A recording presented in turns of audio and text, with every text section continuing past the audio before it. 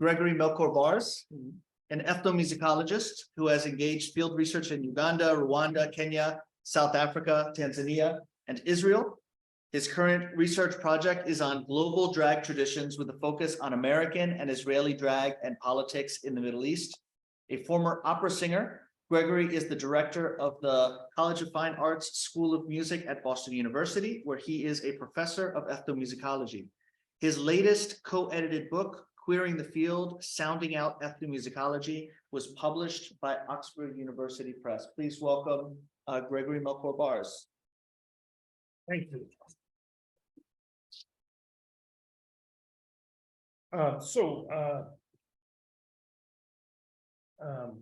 It's great to be here today. I will say that after listening to these wonderful papers so far, I think I would rewrite the paper I'm going to offer today because I'm so moved by several ideas. First of all, Alexander, thank you for introducing the anxiety of needle dropping exams, which was the way I actually learned about Africa, was by being asked to identify African rhythms by needle dropping and being able, so if you ever need to identify a rhythm, I can do that.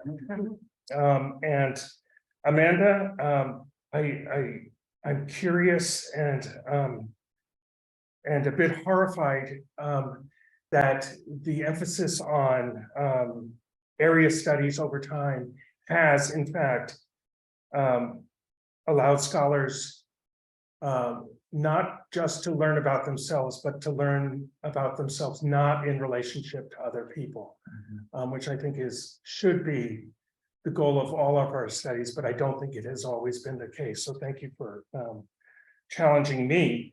Patrick, the policing of love in the disciplines was a fascinating idea to think about. I suspect it's heterosexual love that we're talking about, but I would love to discuss that more with you. Anna Maria, oh my, the notion of peer reviews is so emotionally triggering for many of us, that peer reviews not only police boundaries, but they create boundaries. And we live in a system that depends on such policing of peers, peers who are always anonymous and never categorized. And so there's a silencing of perceived deviance. And Janie, if you're still here, Janie included one little tidbit that I thought was fascinating about what doesn't get included in archives. And I find that fascinating to know, because we don't know, because they're not in archives. Could I have my first slide? You have it. Can I have the next one? You have it. Thank you.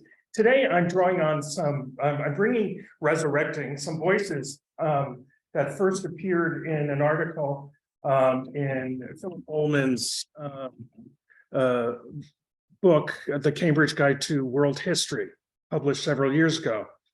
And I'm bringing back some of these voices to rethink disciplinary boundaries that I first introduced in that collection. I'd just like to read this piece by Natalie Curtis. The Mbila was made of a block of wood about 1 foot long and some 3 inches thick, the lower end of which was partially hollowed out to give resonance, like a rudimentary sounding board. Attached to the flat surface were thin tongues of metal, one end fastened to the instrument, the other free to vibrate when snapped downward and outward by the thumbs and fingers. At the lower end of the Mbila were pinned thin discs of tin, 2 on each pin, which vibrated when the metal tongues were played upon. The silvery tinkling tones, accompanied by the constant jingling buzz of the vibrating discs, sounded like a brook purling over stones amid rustling reeds.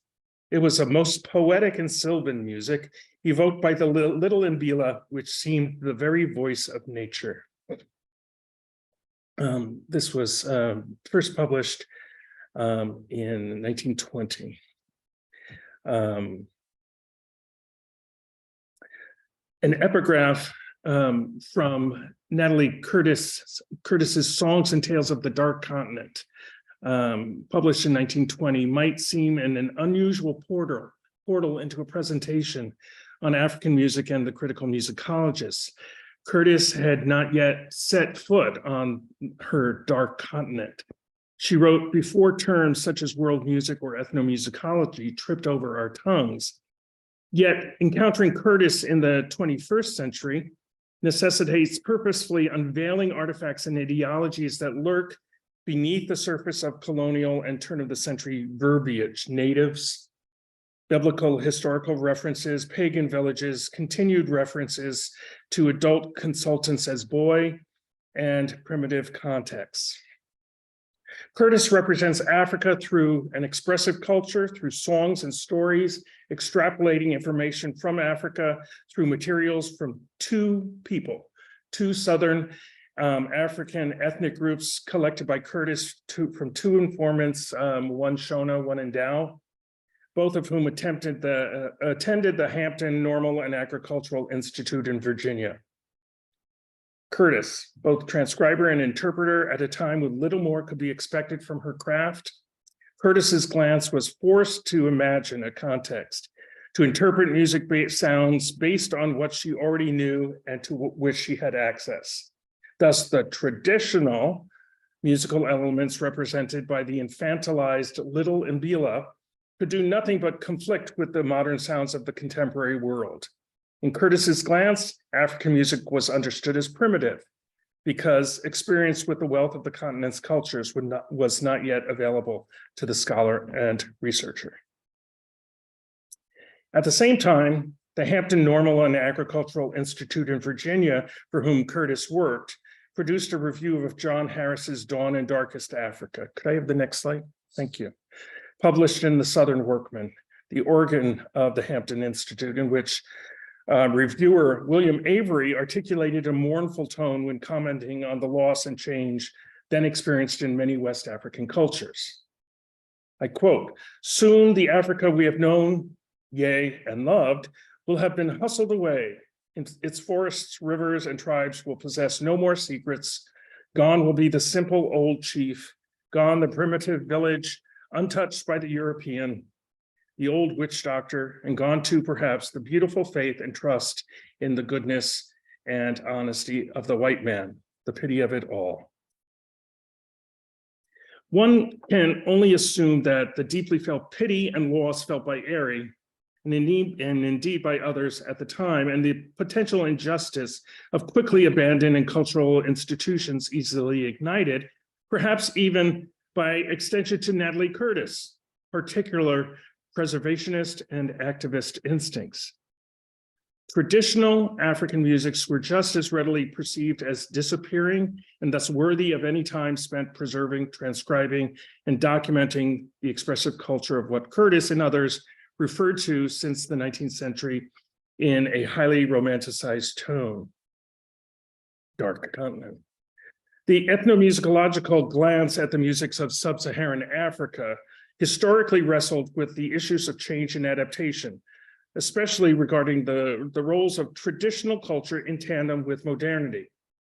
In a 1998 interview with ethnomusicologists Kwabena Nketiah, the issue of tradition and change surfaces as central to the experience of both Nketiah's scholarly analysis and his experiences as a composer, as a musician. Could I have our next slide? Thank you. I quote, "I work between the two areas, tradition and change. But in my mind, I have to keep those two categories somewhere. Because if I talk about traditional music, I'm talking about a specific ethno style and things that go into it. If I move from there to another area, I need another term to describe what I'm doing." End quote. For Nketiah, traditional musics and contemporary musics in Africa, in African contexts, are not in opposition to each other. They frequently merge, as he suggests, along a continuum in terms of cultural policy and cultural development. I quote, "Bridging the gap between the old and the new is also an important dimension," end quote. In this paper, I frame African music within a history of discourse, as Nketiah framed his thoughts around tradition and change, so does this presentation focus on literature about African music as adaptive and responsive. The growth of literature on general and specific topics has transformed the position of African music studies in the greater history of world music. Today, I demonstrate several ways this discursive history has shaped and informed musicologies in general. Here and how and in what ways African music was historically conceptualized as distinct from European music quickly developed in the early 20th century, becoming a contentious issue when used as a collective noun. Could I have the next slide? Thank you. A cryptic epigraph appearing almost as if in the place of dedication in his book, African Music in Northern Rhodesia and Some Other Places, allowed, I'm sure Kurt Sachs had this book, allowed missionary and ethnomusicologist Arthur Jones to address this issue head on. I quote, "The first edition of this pamphlet was called African Music. In deference to critics, the title is now more limited. It is the author's conviction that with a growing body of evidence from different parts of the continent, the principles discussed here will prove to be specific contribution of Africa as a whole to the world of music, end quote. While seemingly bending to pressure to justify the collective term African music, Jones and others offered mid-century efforts to localize research on African music, leading to the rich studies that problematized the expectations of reflection on an analysis of African music culture. In a footnote accompanying Jones's article when it was reprinted, Scottish-born ethnomusicologist Percival Kirby, who originally wrote The Musical Instruments of the Native Races of South Africa, underscores a shift, perhaps permanent by this time, away from scholarly analyses of African cultures conducted from afar, such as the studies produced early by Natalie Curtis. Could I have the next slide? Thank you. For Kirby, I quote, "The study of African music must be undertaken on the spot. The student must himself participate in native musical performance if he is to arrive at a real understanding of native musical art." In one of the most exhaustive organological treatments of an individual African country, Klaus Waxman's study of the musical instruments of Uganda in 1953 demonstrates in detailed minutiae the need for contextualized local studies of material culture. The exhaustive detail afforded to Waxman's documentation of Ugandan instruments demonstrates Kirby's real understanding of African art and culture, but also suggests the problems and frustrations inherent in the need to provide such exhaustive and accurate cultural coverage. With the emergence of critical thought on African music, such as that offered by the writings of anthropologist Alan Merriam, the very core issues assigned historically to African music are nuanced. For Merriam, rhythm becomes experiential rather than iconic.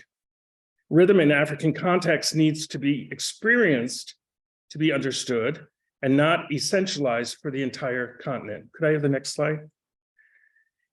I quote, "It is open to question whether the importance of drums and other instruments of percussion has not been exaggerated in most writing about African music. We tend to think in terms of drums and drumming alone and to put aside that vast body of African music, which in many cases does not use percussion instruments at all," end quote. In addition, Merriam's "you have to be there" attitude communicates a new generation's approach in the 1950s to hands-on participatory approaches to engaging field research in African music. Can I have the next slide?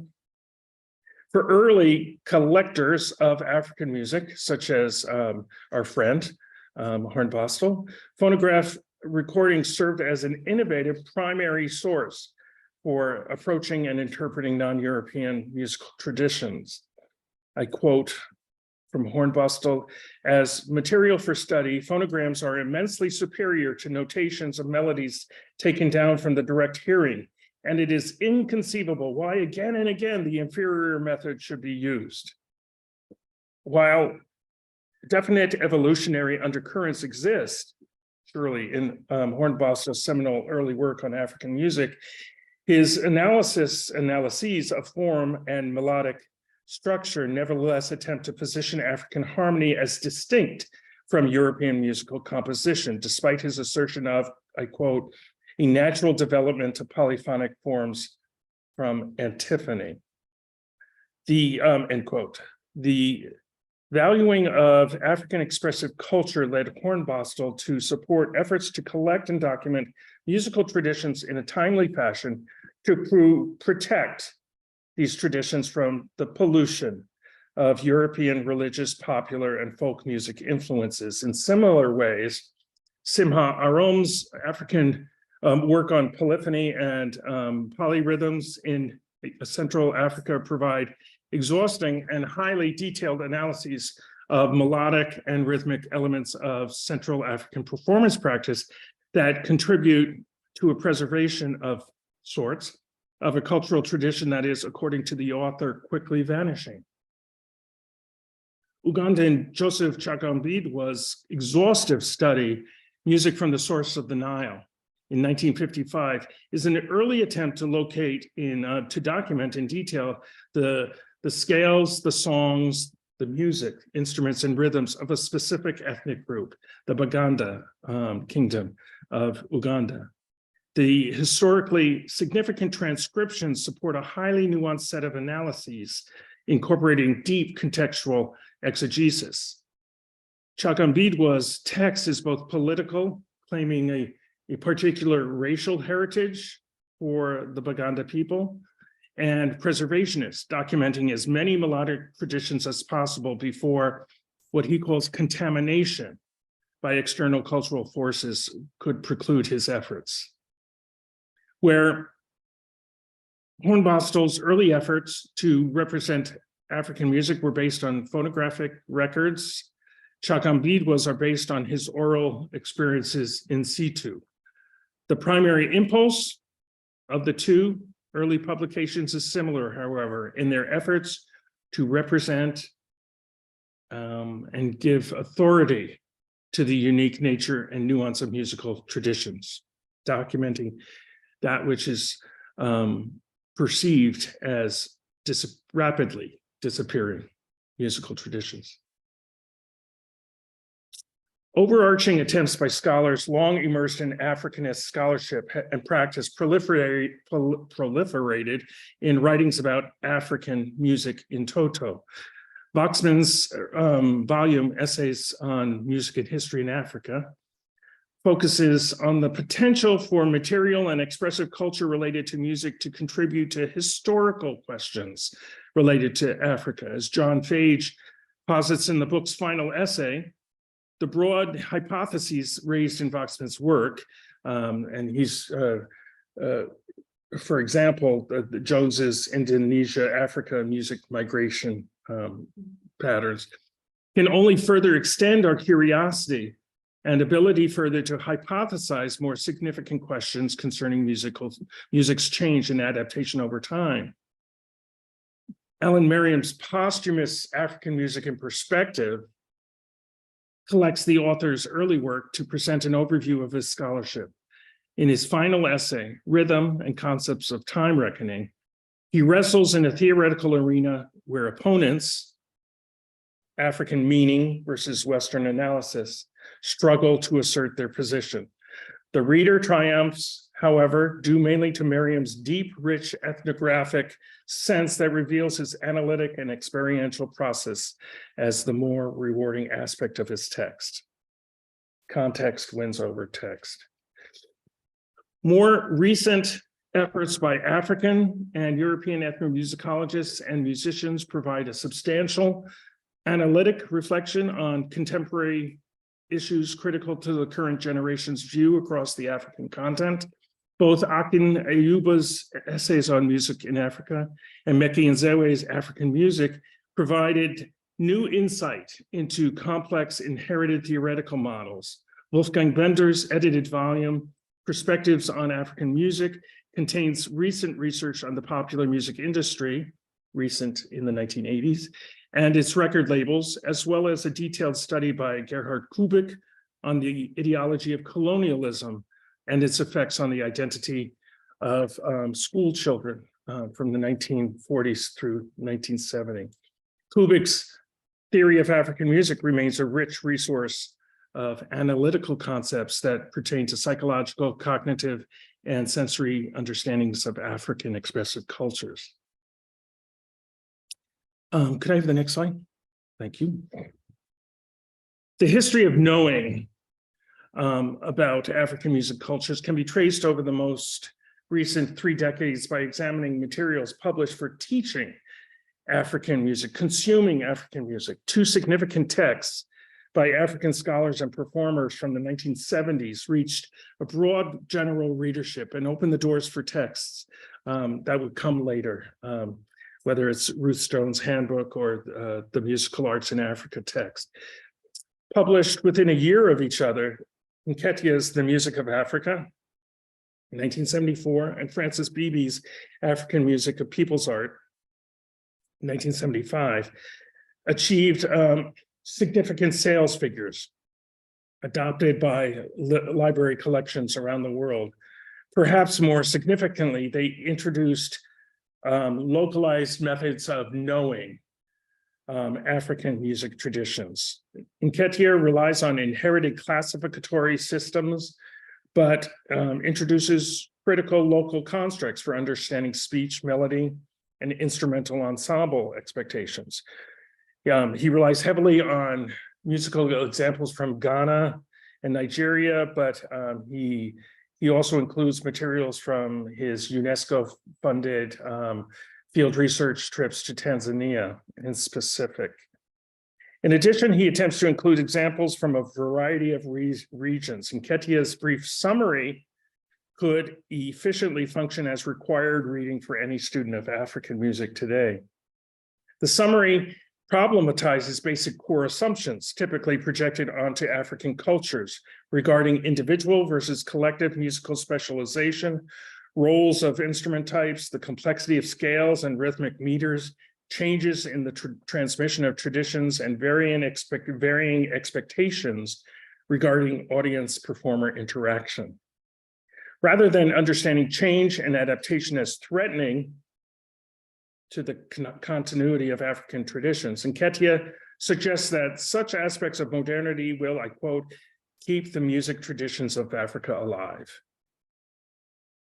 I should say that again, because it's really nice. Rather than understanding change and adaptation as threatening to the continuity of African traditions, Nketiah suggests that such aspects of modernity will, I quote, keep the music traditions of Africa alive. In other words, change is always happening. Beebe's text provides rich illustrative materials that support a text in many ways that attempts to translate African music to a reading audience that it is assumed to find such music noise and bewildering. Relying heavily on comparison between Western art and popular traditions and African examples, Beebe attempts to fuse music to the concomitant cultural events within which they frequently occur. Music is thus a sister art that stands for an entire family of traditions.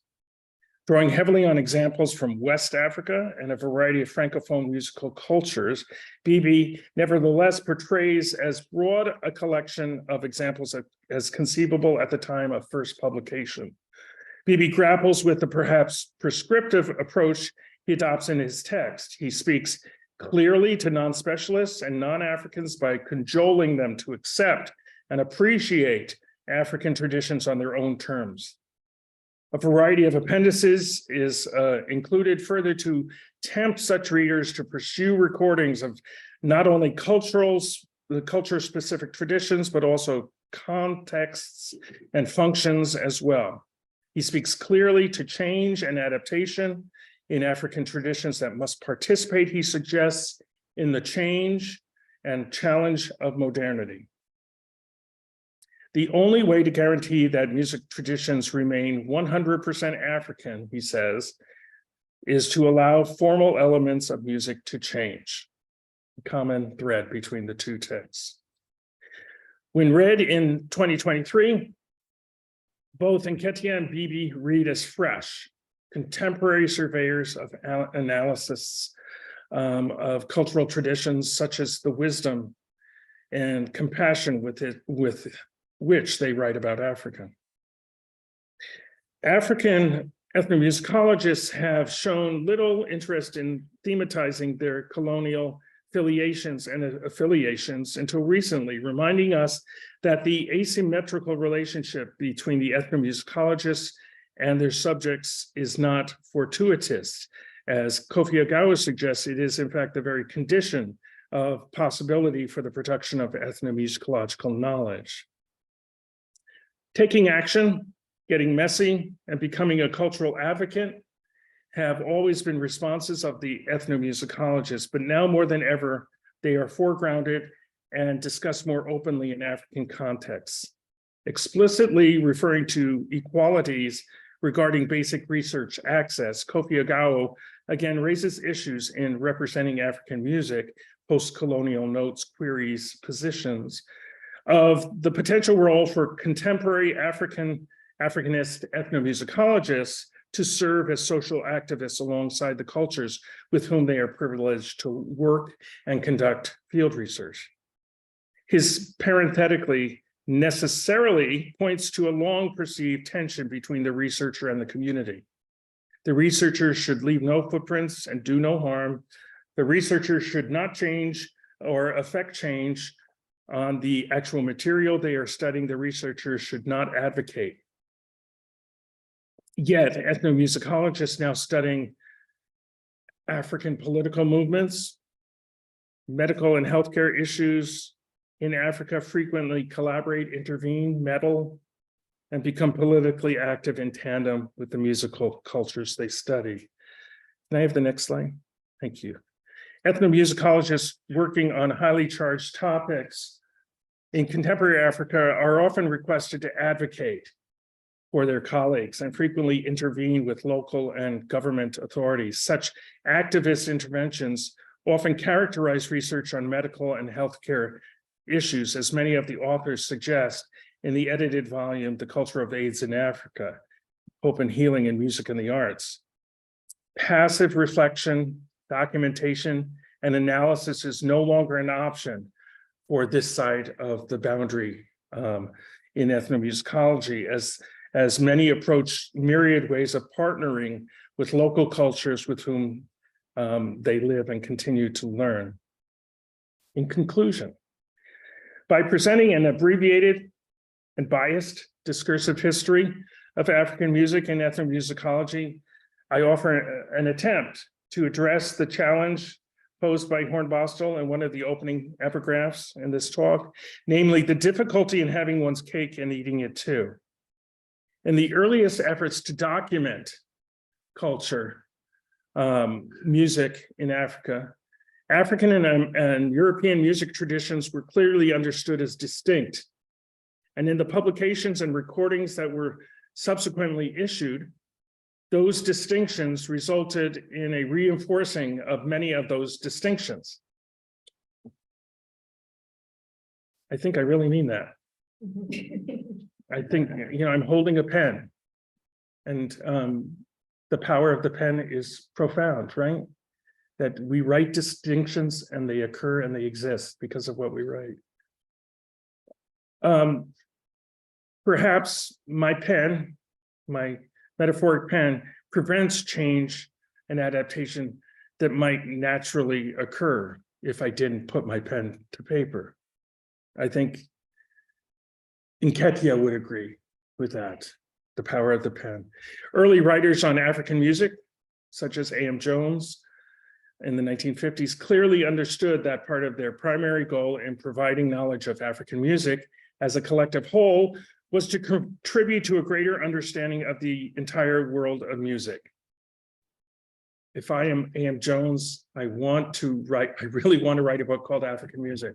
Even though you don't want me to do that, I want to write that book, and I want it to be in Kurt Zock's stack, right? And I want that book there. So rather than debate the translation of African music systems from local contexts and forms of analyses into Westernized forms of representation, as evidenced in the early work of local scholars such as Kyagambiddwa and others, or in the more contemporary efforts of Simha Arom to transcribe polyphonic hocketing patterns, beautifully transcribed, in Central Africa. This paper instead presented ethnomusicological thought that contributed to a greater system of knowledge about music throughout the world.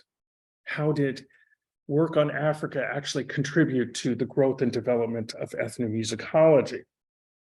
This brief history, discursive history, should consider the perceived historical ability of African music scholarship to support the needs of multiple and perhaps disparate populations. For whom are we writing? From the start, representations of African expressive culture have assumed a comfortable position on both the coffee tables of the public and on the library shelves of academic institutions. This is very true. As perhaps the oldest person in the room, we had this piece of furniture in my house in Brooklyn, in my brownstone growing up. It's my father's hi-fi cabinet, in which he would pull out UNESCO recordings of the Baaka Pygmies. And so my dad could demonstrate that the Watermelon Man was, wasn't the first, that this was science, the Baaka Pygmies. And I grew up listening to recordings of Africa. In addition, academic LPs of African music were comfortable among mass markets in the 1960s and the 1970s. They weren't relegated or filed away in the listening rooms of academic libraries. Will it surprise us years from now if the efforts to document, analyze, and translate African musics contribute to the preservation, reinvention, and stabilization of traditional and popular musics? Popular musics may be reconditioned and remembered through our recordings. Perhaps such assimilation, change, and adaptation has always been a part of African music's contribution to world music at large. Thank you very much. What did that say? Oh, 2 minutes, 0 minutes. Thank you. Thank you very much. We're over time, but I want to make sure that we have questions. So, I'm sorry. No, it happens. It happens. I don't know. You don't have to. And I was thinking, I'm struck by the distinction between the contemporary and the traditional.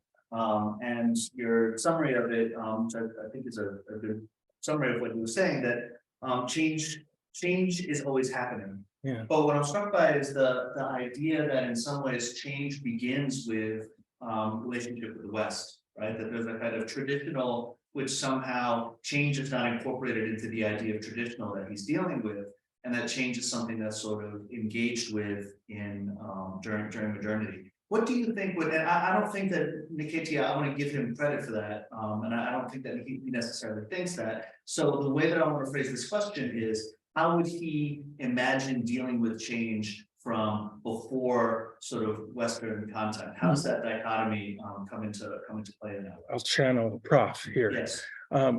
Prof would say, Michael, change has always been happening, and it happened before the colonials came. In West Africa, there were trading routes back and forth.